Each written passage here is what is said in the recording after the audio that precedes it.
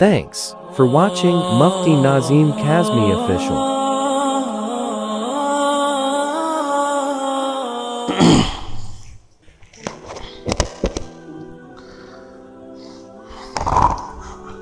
اعوذ باللہ من الشیطان الرجیم بسم اللہ الرحمن الرحیم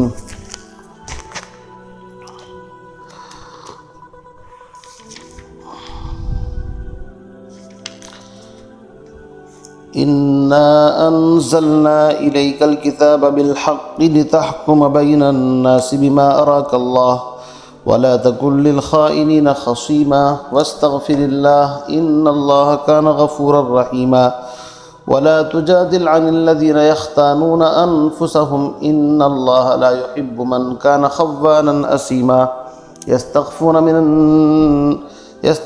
من الناس ولا يستخفون من الله وهو معهم إذ يبيتون ما لا يرضى من القول وكان الله بما يعملون محيطا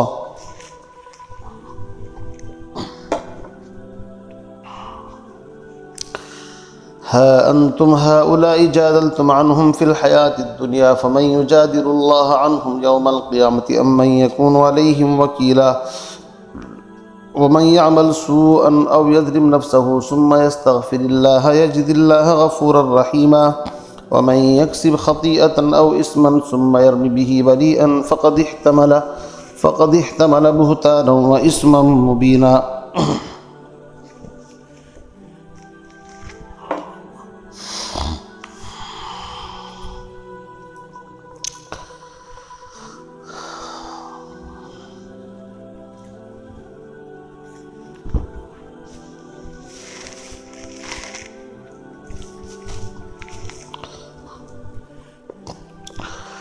ولولا فضل الله عليك ورحمته لهمت طائفة منهم أن يذلوك وما يذلون إلا أنفسهم وما يضرونك من شيء وأنزل الله عليك الكتاب والحكمة وعلمك ما لم تكن تعلم وكان فضل الله عليك عظيما لا خير في كثير من نجواهم إلا من أمر بصدقة أو معروف أو إصلاح بين الناس ومن يفعل ذلك ابتغاء مرضات الله فسوف نؤتيه أجرا عظيما ومن يشاقق الرسول من بعد ما تبين له الهدى ويتبع غير سبيل المؤمنين نوله ما تولى ونصله جهنم وساءت مصيرا صدق الله العظيم.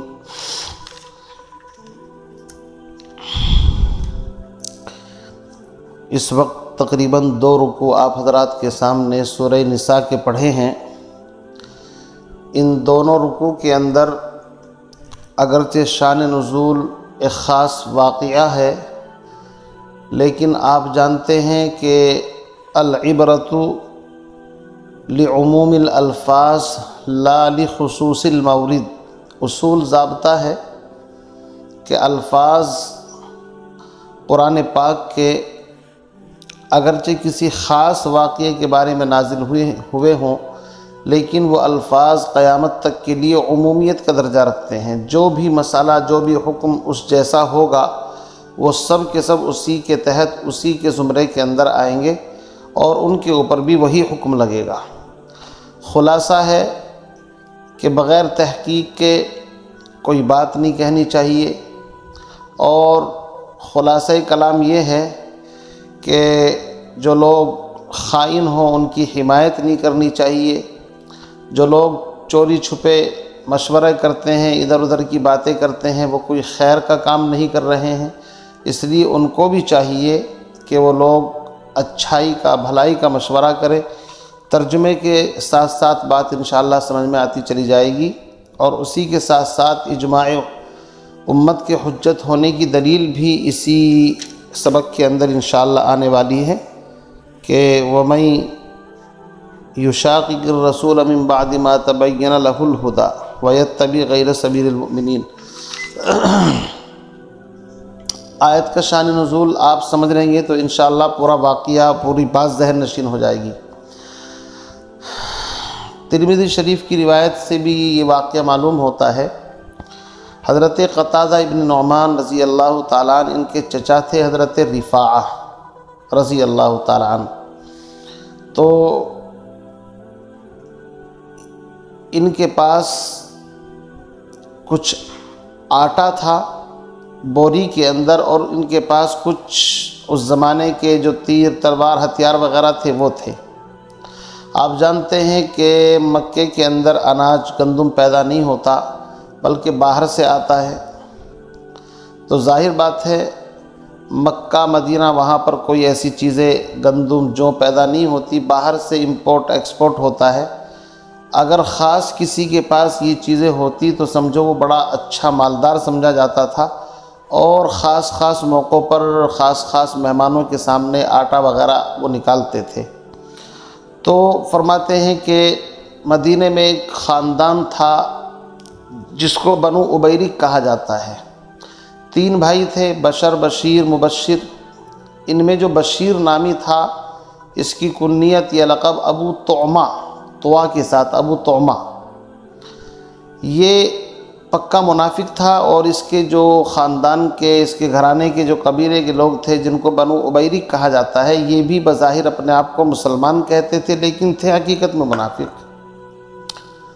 تو صورتحال یہ ہوئی کہ یہ جو شخص تھا بشیر، اس نے رات میں صحابی رسول حضرت رفاعہ کے مکان میں نقب لگائی اور بالائی حصے کے اندر یہ پہنچا، اور وہاں سے اس نے وہ جو گندم یعنی جس کے اندر آٹا تھا اس بوری کو اٹھایا، اور اس میں ہتھیار بھی تھے، ان کو لے کر کے اس نے چوری کر لی۔ اب رات کا وقت ہے، وہ اتفاق سے کچھ سوراخ وغیرہ اس کے اندر تھا کہ جس سے وہ اس کے مکان تک وہ آٹا تھوڑا تھوڑا گرتا ہوا چلا گیا۔ اچھا، یہ بڑا چالاک شخص تھا، کسی طرح یا تو اس کو پتہ چل گیا یا وہم ہو گیا اس کو کہ شاید کوئی نشانی پیچھے تو نہیں رہ گئی، تو اس نے چالاکی کی کہ وہ تھوڑا سا نشان ایک یہودی کے مکان کی طرف کر دیا، اور مقصد یہ تھا کہ الزام آئے گا تو اس یہودی کے اوپر آ جائے گا۔ بعض نے اس کا نام زید بن سمین یا یاسمین اس طرح لکھا ہے، اور بعض کتابوں کے اندر ایک مسلمان کے مکان کی طرف کر دیا جس کا نام لبید بن سہل تھا، واللہ عالم۔ بہرحال اس نے وہ ہتھیار بھی ان کے گھر رکھ دیے یا کسی طرح پہنچا دیے، اور آٹا ادھر کی ان کے مکان کی طرف کر دیا تاکہ شبہ ان لوگوں پر جائے، اور رات میں ہی اپنے خاندان والے جو تھے بنو عبیرک ان کی خوب ضیافتیں کی اور کھانا وانا کھلایا، ان تمام کو سیٹ کر لیا، ان کا ذہن بنا دیا کہ دیکھو اگر کوئی بات پوچھانے کی آ گئی تو تم سب مل کر کے میرا ساتھ دو۔ وہ لوگ بھی اس کی ہاں میں ہاں ملا لی کہ ٹھیک ہے بھائی، وہ اس کے حمایتی بن گئے۔ بہرحال جب صبح ہوئی تو حضرت رفاعہ رضی اللہ تعالیٰ عنہ یہ اپنے بھتیجے سے کہنے لگے، میرے بھائی کے لڑکے حضرت قتادہ بن نعمان سے، کہ رات ایسے مسئلہ ہو گیا۔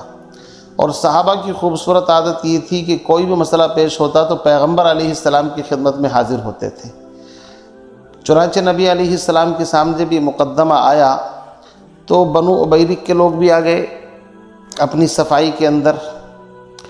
تو لوگوں نے کہا کہ ہمیں شک بنو عبیرک کے اوپر ہے، اس لیے کہ رات ان کے یہاں دیر تک آگ جلی ہے، کھانا بنتا رہا، کھلاتے رہے، تو شاید اسی سے انہوں نے دعوتیں اڑائی ہیں رات بھر۔ تو چونکہ ان کی سیٹنگ ہو گئی تھی، وہ سب کے سب لوگ کہنے لگے ہم تو مسلمان ہیں، ایمان والے ہیں، ہم پر آپ بلا وجہ خام خواہ شبہ کر رہے ہیں، اور دیکھو کوئی دلیل اگر تمہارے پاس ہے تو بات کرو۔ شواہد تو بتا رہے ہیں کہ کسی اور نے چوری کی ہے، چونکہ آٹا ادھر کی طرف کن رہا، اور بعض روایت میں آتا ہے کہ جب تلاشی کی بات آئی تو اس یہودی کے یہاں سے وہ ہتھیار بھی برآمد ہو گئے، تو ان کو اور زیادہ موقع ملا بنو عبیرک کے لوگوں کو بیوقوف بنانے کا، الٹی سیدھی پٹی پڑھانی شروع کر دی۔ تو پیغمبر علیہ السلام نے بھی حضرت قتادہ سے کہا کہ بھئی یہ تو مسلمان ہیں، ایمان والے ہیں، ان کے بارے میں شک کرنا تو مناسب نہیں ہے، چونکہ ابھی کوئی شواہد اور دلائل موجود نہیں ہیں۔ تو اگرچہ آپ علیہ السلام اس بارے میں حق بجانب تھے، چونکہ بغیر شواہد کے اس طرح کوئی بات کہی جا سکتی ہے، لیکن چونکہ آپ جانتے ہیں انبیاء علیہم السلام کا درجہ بہت بلند اور بالا ہے، وہ معصوم عن الخطا ہوتے ہیں، اللہ رب العزت ہر وقت ان کی عصمت اور حفاظت کے سامان کرتا رہتا ہے۔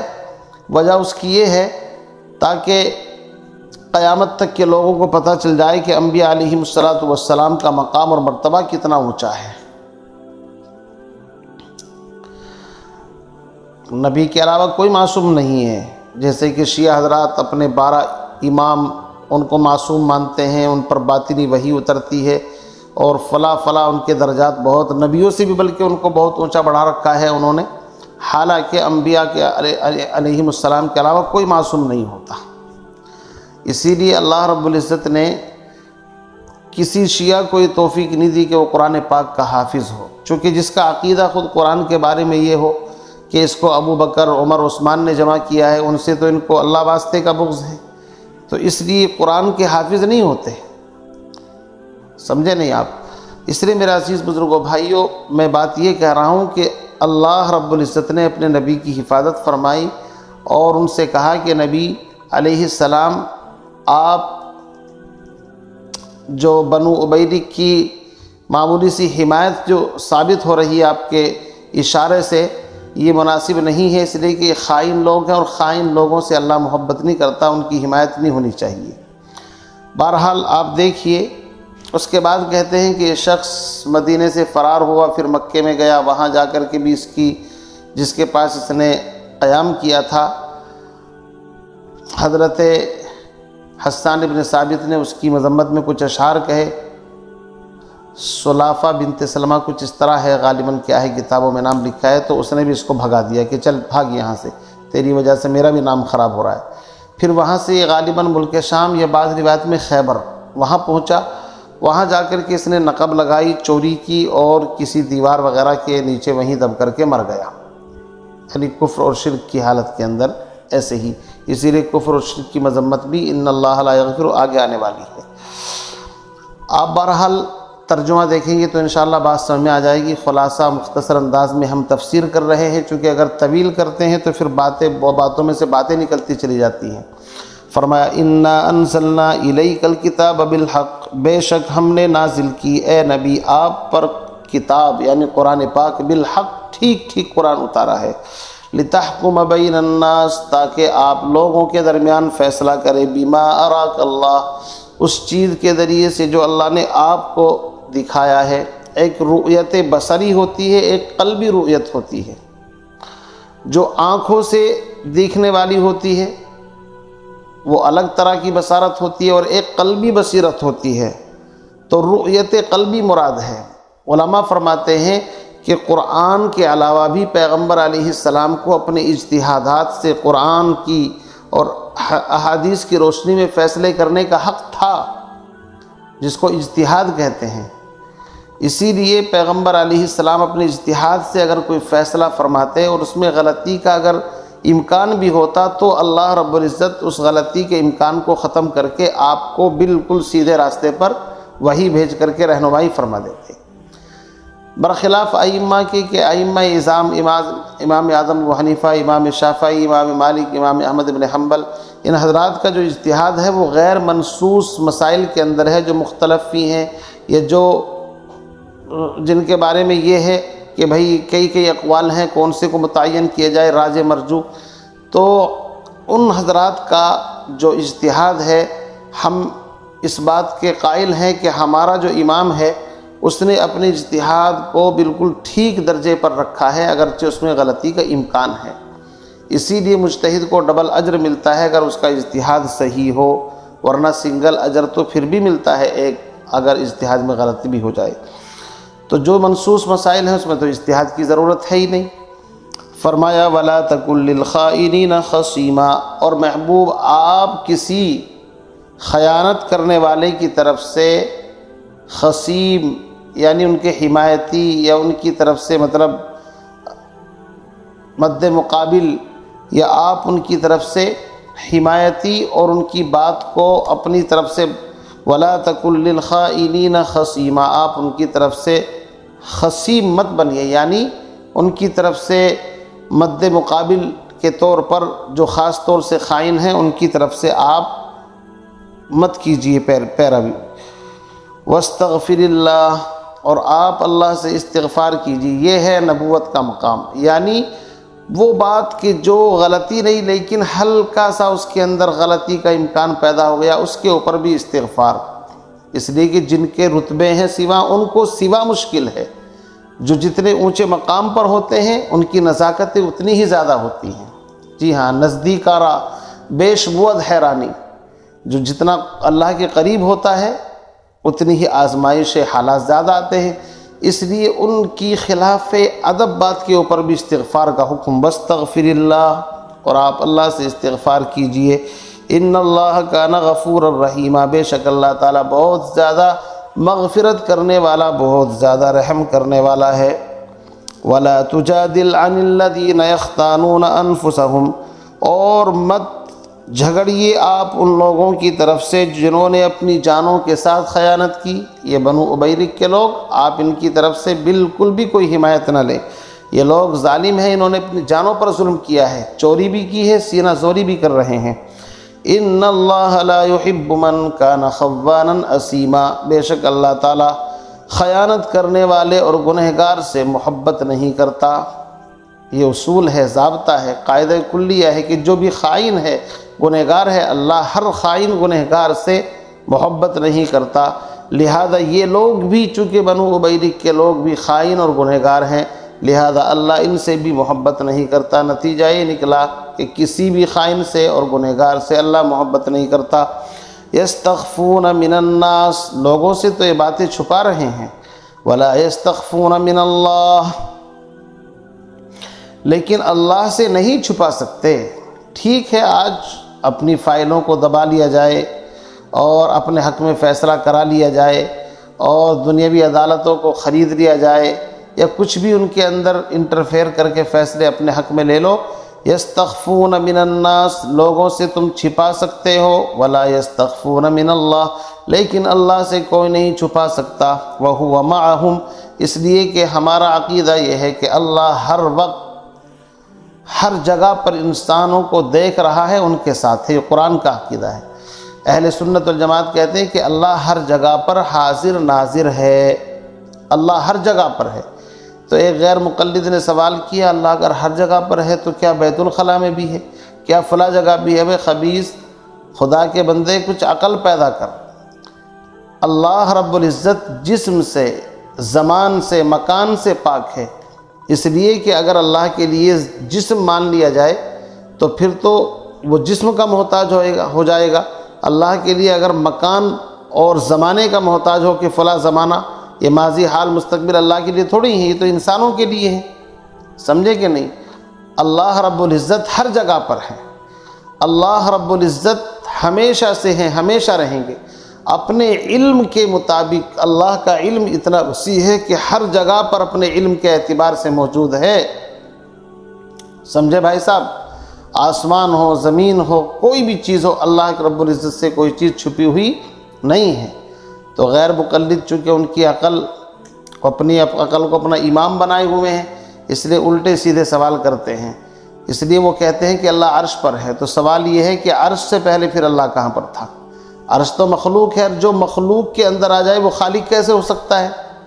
یہ تو سمجھانے کے لیے کہا جاتا ہے اللہ عرش پر ہے، جیسے کہ کہا جائے شہنشاہ اکبر جلال الدین تخت نشین ہو رہے ہیں، یہ تخت پر رونق افروز ہوئے، تو اس کا مطلب کیا؟ یعنی حکومت کی باغ ڈور انہوں نے سنبھال لی۔ اللہ رب العزت کی شان چونکہ بلند ہے، اس لیے عرش کی طرف نسبت کی جاتی ہے، ورنہ اللہ ہر جگہ پر ہے۔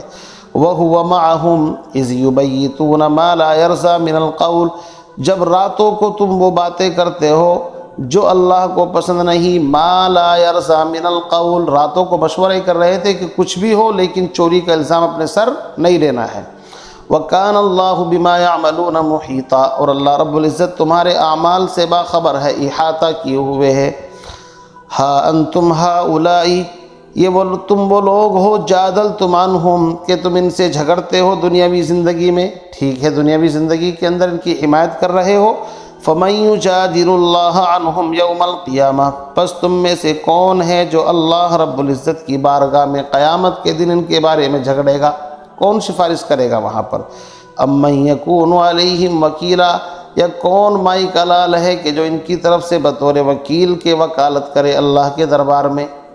وہاں کوئی نہیں ہوگا، وہاں تو نفسی نفسی کا عالم ہوگا۔ اس لیے دنیا ہی نہیں ہے، آخرت کی بھی کچھ سوچو۔ وَمَن يَعْمَلْ سُوءًا، جو شخص کوئی برا عمل کرے، او یظلم نفسہ، یا اپنی جان پر ظلم کرے، حقیقت میں گناہ کرنے والا اپنی جان پر ظلم کرتا ہے۔ اللہ فرماتے ہیں ثم یستغفر اللہ، میں نے توبہ کا دروازہ کھول رکھا ہے، پھر میری بارگاہ میں آ کر کے استغفار کر لے، یجد اللہ غفور الرحیم، وہ اللہ کو بہت زیادہ معاف کرنے والا، بہت زیادہ رحم کرنے والا پائے گا۔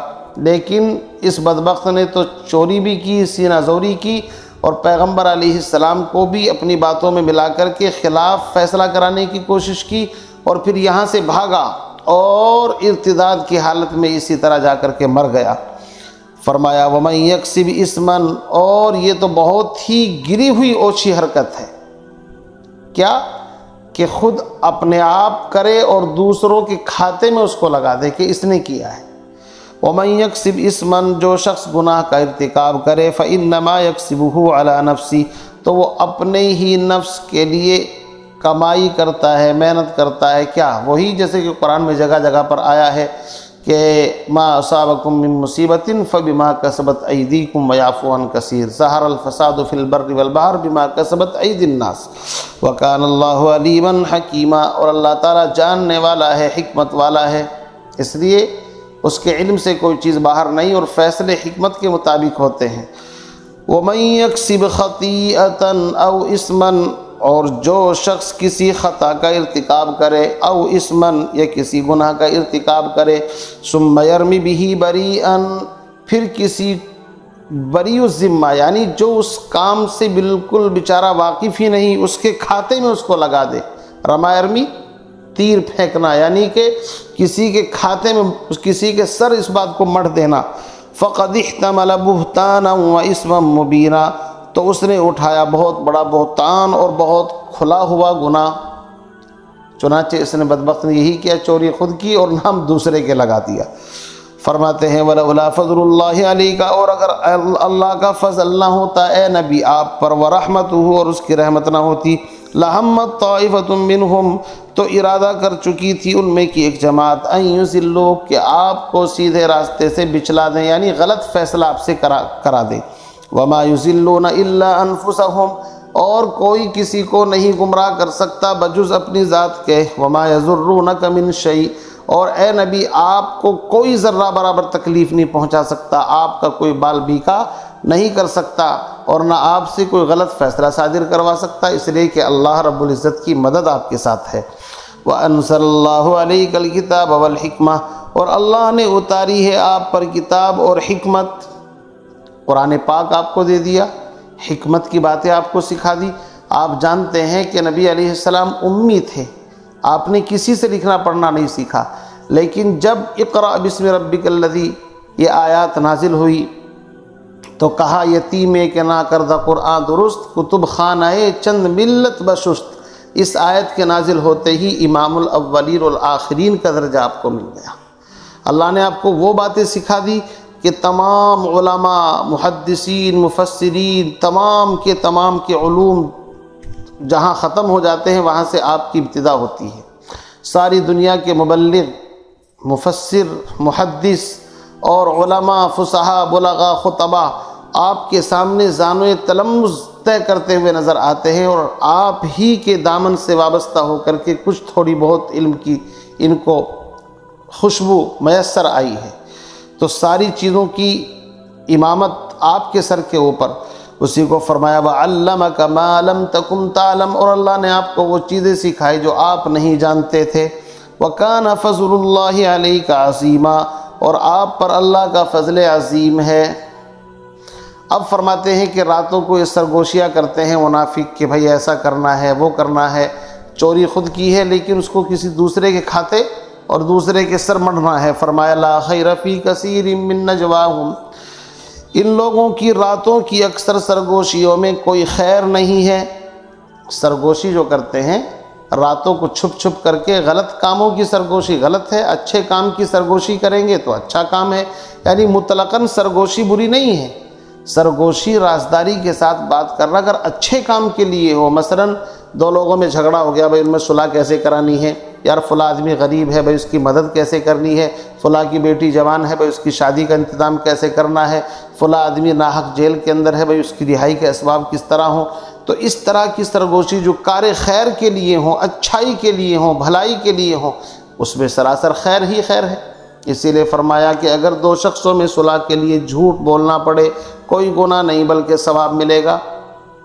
فرمایا لا خیر فی کثیر من نجواہم، ان لوگوں کی راتوں کی سرگوشیوں میں اکثر کوئی خیر نہیں، ہاں مگر ان سرگوشیوں میں خیر ہے، الا من امر بصدقۃ، مگر جو شخص صدقے کا حکم کرے۔ صدقہ بھائی لوگوں کے کام آئے گا، تو صدقہ صرف پیسے دینے کا نام نہیں، اپنی بیوی کو مسکرا کر کے دیکھنا یا کسی مسلمان سے مسکرا کر کے ملنا، خندہ پیشانی کے ساتھ ملنا، یہ بھی صدقہ ہے۔ اچھی بات کہنا بھی صدقہ ہے، کسی کی اچھے کام پر مدد کرنا بھی صدقہ ہے۔ فرمایا لا خیر فی کثیر من نجواہم الا من امر بصدقۃ او معروف، معروف اچھی بھلی بات کا حکم کرنا، او اصلاح بین الناس، یا دو لوگوں کے درمیان اصلاح کرانی ہے، یا دو قوموں کے درمیان اصلاح کرانی ہے۔ وَمَن يَفْعَلْ ذَلِكَ ابْتِغَاءَ مَرْضَاتِ اللَّهِ، اور جو شخص یہ اعمال کرے اللہ کی رضا اور خوشنودی کے لیے، فَسَوْفَ نُؤْتِيهِ أَجْرًا عَظِيمًا، تو ہم ایسے لوگوں کو اجر عظیم سے نوازیں گے۔ آگے فرماتے ہیں وَمَن يُشَاقِقِ الرَّسُولَ، اور جو شخص رسول کے ساتھ جھگڑا کرے یا مخالفت کرے، مِن بَعْدِ مَا تَبَيَّنَ لَهُ الْهُدَى، بعد اس کے کہ ہدایت اس پر واضح ہو چکی، ہدایت واضح ہو چکی، حق واضح ہو چکا، اس کے بعد بھی جھگڑتا ہے۔ وَيَتَّبِعْ غَيْرَ سَبِيلِ الْمُؤْمِنِينَ، اور مسلمانوں کے راستے کو چھوڑ کر کے اتباع کرتا ہے کسی اور راستے کی۔ اسی سے نکالا ہے کہ اجماع امت حجت ہے۔ قرآن، سنت، اجماع اور قیاس، چار دلیلیں ہیں۔ اہل سنت والجماعت کی چار دلیلیں ہیں، نمبر 1 قرآن، نمبر 2 سنت، نمبر 3 اجماع اور نمبر 4 قیاس۔ یعنی ان تین جو پہلی دلیلیں ہیں قرآن، سنت، اجماع، اسی سے جو مستنبط کیا جاتا ہے اور اسی سے جو مستفاد ہوتا ہے قیاس، وہ والا قیاس۔ اجماع امت کا مطلب یہ ہے کہ فقہاء، ائمہ، راسخین فی العلم اور دین کے جو ماہرین ہیں وہ کسی مسئلے کے اوپر اگر متفق ہو جائیں تو پھر جو اس کے خلاف چلتا ہے وہ گمراہی کے اندر ہے۔ ید اللہ علی الجمع والجماع، اللہ کا ہاتھ جماعت کے اوپر ہوتا ہے۔ فمن شذ شذ فی النار، جو اس راستے سے الگ چلا وہ جہنم کے اندر پہنچ جاتا ہے۔ من فارق الجماعت شبرا فقد خلع ربقۃ الاسلام من عنقہ، جو جماعت سے ہٹ کر ایک بالش چلتا ہے اس نے اسلام کا پٹا، اسلام کا قلادہ اپنی گردن سے نکال کر کے پھینک دیا۔ اور جو بکری ریوڑ سے الگ ہٹ کر کے چلتی ہے، اجماع سے الگ ہٹ کر کے چلتی ہے، بھیڑیا اس کو اچک لیتا ہے۔ اسی لیے غیر مقلدین کا شکار کر لیا ہے شیطان نے، چونکہ جماعت کو انہوں نے چھوڑ دیا۔ اللہ کے نبی نے فرمایا میری امت گمراہی پر جمع نہیں ہو سکتی، اور میری امت کو اچانک ہلاک نہیں کیا جا سکتا، اور میری امت کبھی بھی اس طریقے سے گمراہی کے اوپر جمع نہیں ہو سکتی کہ ان میں سے کوئی بھی ہدایت کے اوپر نہ رہے۔ اس لیے عزیز بھائیوں، امام شافعی علیہ الرحمہ سے علامہ آلوسی روح المعانی کے اندر فرماتے ہیں کہ ان سے کسی نے اجماع امت کے حجت ہونے کی دلیل پوچھی تو 3 دن 3 رات برابر 3 مرتبہ قرآن پڑھتے رہے، بار بار اس آیت کے اوپر آ کر کے رک جاتے، اور پھر اسی سے انہوں نے نکالا کہ دیکھو قرآن کے اندر ہے کہ جو مسلمانوں کی جماعت کے علاوہ کسی اور راستے پر چلتا ہے نولیہ ما تولی، ہم اس کو اس کے حوالے کر دیتے ہیں۔ یعنی یہ دنیا مجبور کرنے کی جگہ نہیں، دنیا دار الاسباب ہے، دار الامتحان ہے، اس لیے اللہ کسی کو نہ نیکی پر مجبور کرتا ہے نہ گناہوں پر مجبور کرتا ہے۔ ہاں نیک کام پر جب کرتا ہے تو نیکی آسان کر دی جاتی ہے، اللہ خوش ہوتا ہے۔ گناہوں پر چلتا ہے تو گناہ اس کے لیے آسان کر دیا جاتا ہے، لیکن اللہ اس سے ناراض ہو جاتا ہے۔ نولیہ ما تولی، ہم اس کو اسی کے حوالے کر دیتے ہیں۔ ونصلیہ جہنم، اور ہم اس کو کھینچ کر کے جہنم میں ڈالیں گے۔ وساءت مصیرا، اور جہنم بہت برا ٹھکانہ ہے۔ آگے شرک کی مذمت ہے، ان اللہ لا یغفر ان یشرک بہ، اور آپ جانتے ہیں کہ شرک سنگین گناہ ہے، اللہ کی غیرت کا معاملہ ہے، اس لیے اللہ رب العزت اس گناہ کو معاف کرنے کے بارے میں کہتا ہے کہ میں ہر گناہ معاف کر سکتا ہوں لیکن اس کو کسی حال میں بھی معاف نہیں کروں گا۔ اس سے پہلے بھی بالکل اسی طرح کی آیت گزر چکی ہے، انشاءاللہ یہ آئندہ درس کے اندر اس کے بارے میں گفتگو کریں گے۔ اللہ رب العزت مجھے بھی آپ کو بھی اتباع سنت اور شریعت کی روشنی میں زندگی گزارنے کی توفیق عطا فرمائے، اور قرآن، سنت، اجماع اور قیاس کے اوپر عمل پیرا ہونے کی سعادت اور توفیق عطا فرمائے۔ وآخر دعوانا ان الحمد للہ رب العالمین۔